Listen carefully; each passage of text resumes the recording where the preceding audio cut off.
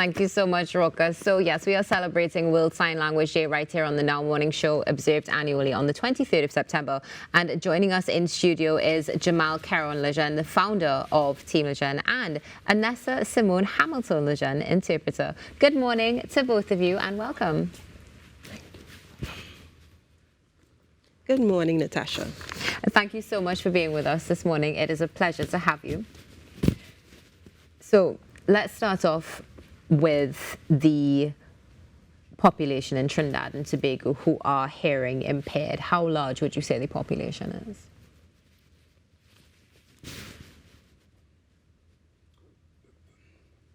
So in 2011, the CSO in their census, they estimated around 6,700 thereabouts. But that includes persons who are deaf, hard of hearing, persons with hearing loss, persons who would have lost their hearing due to old age. So that's a mix of all the persons with any measure of hearing loss. In 2012, however, there was research done in the Caribbean, and they indicated that around 2,500 persons living in Trinidad use sign language on a daily basis to communicate. So what that means? So that means there are persons navigating Trinidad and Tobago without any sound, at least 2,500 people. Those are some incredible numbers to hear. And, you know, before we get into the community in Trinidad and Tobago, why this day is important, we would love to know a bit more about your story, Jamal, because your story is very unique. You are able to navigate both worlds. Would you say that that has assisted you to create your foundation today and really navigate the world itself?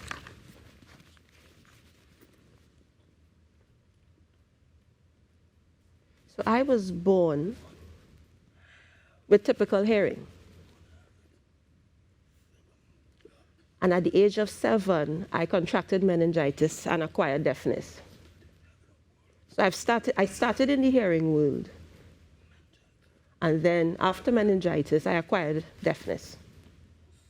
So I am what you would call post-lingual deaf. So that means I would have grown up, I would have been born and acquired English and acquired language. Yeah. So my first language is actually English. So a child that is born without hearing is called a prelingual deaf, a person between 1 to 3. They are called lingual deaf because they are now acquiring language. So he's post-lingual deaf. So how I navigated the hearing world, my family continued to speak to me. They did not sign. But when I became immersed in the deaf community, I had to learn to sign. So I was in school and every day I had to sign. So communication initially was hard for me. But sign is now my second language. And over time, I started working with the deaf community. Since about 20 to 25 years, I've been involved heavily. So in the hearing world, and I'm in the deaf world as well. And both are difficult for me. Why? In the deaf world, there is sometimes difficulty with access to information. And then, of course, the hearing world, the accents sometimes are different. And there are different signs. There are variations in signs. So there are home signs, there's formal sign. So that could be a bit challenging at times for persons learning sign. And today's World Sign Language Day, it's very important because, let me talk about Trinidad here. We have so much resources. And the opportunities are there. But for deaf persons, we have a problem with access to all these resources. So we started our NGO, Voice of the Deaf and Hard of Hearing, in 2015. And now it's our 8th-year anniversary. So we launched in 2016, and then International Day of Sign Languages started in 2017 on our anniversary. And the theme for this year is we want to include sign language in everything. For example, so in public health, we have free public health, yes? But we are the interpreters in the public health system. So a deaf person is going to access help, but we are experiencing difficulties. And this is just one of the areas that's being highlighted. I'm sure there are some other areas within the community where you see that lack, and we need to promote inclusion and also really promote education as well. Aside from, let's say, the health community, what about the education system? Do you see that inclusion there, and what would you recommend could be done to change the communication style?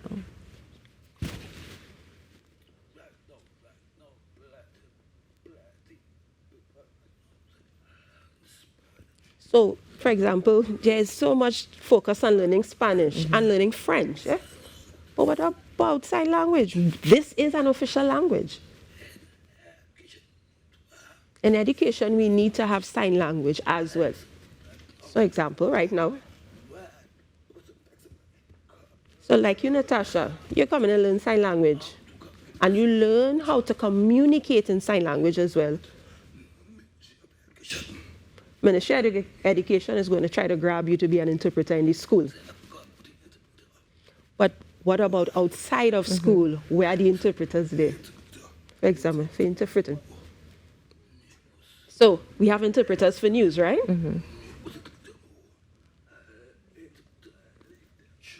So let's say we have a public emergency. An interpreter has to leave their regular job to come and do interpreting on the news. We definitely need much more interpreters in society. Understood. So how can we as individuals do our part to start to promote this awareness and also just give ourselves that knowledge that we need to be better citizens?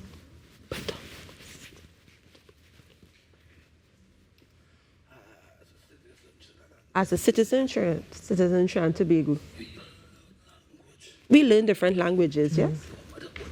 No matter, we learn many languages. So for sign language is for everybody. For example, most Trinidadians, we talk with our hands naturally.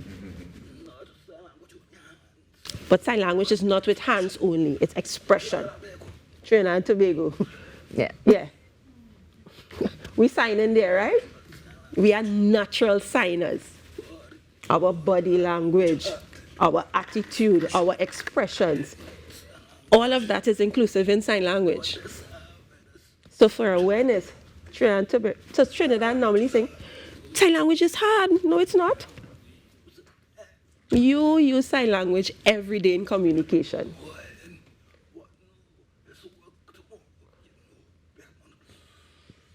When you wake up in the morning, Monday morning, you know it's work. What do? You roll up your eye. So we're using the sign language anyway. Oh, goodness, I'm calling out some people there. There's definitely a lot that does need to be done. But where we stand right now in Trinidad and Tobago, aside from the needs that you have just expressed, do you think we are on the right track to ensuring that we do have an inclusive community, particularly?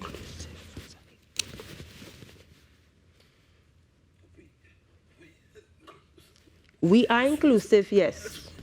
Yes, we are. But of course, not 100%.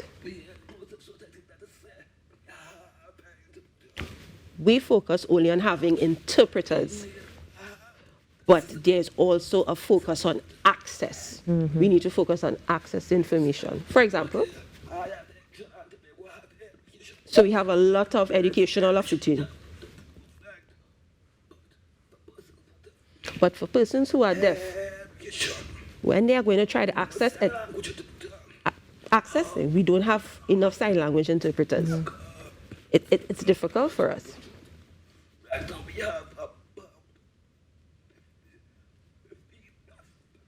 So right now we have about 50 deaf persons. 50 persons out of 2,500 people who are very successful in education. That's a few. And they did that with few interpreters. So we want to say, you want to say that you're inclusive of us, yes, but how? How exactly? So for example, Team Legendary, our company, what we want to do,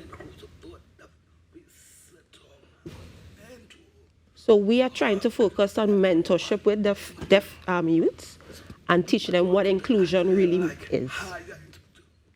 So yes, we want to hire more interpreters, but we also want to teach you how to communicate effectively in certain settings. Yeah, wonderful. Well, unfortunately, we have run out of time. I wish there was some more, but it's been a pleasure to have both of you with us this morning on the show.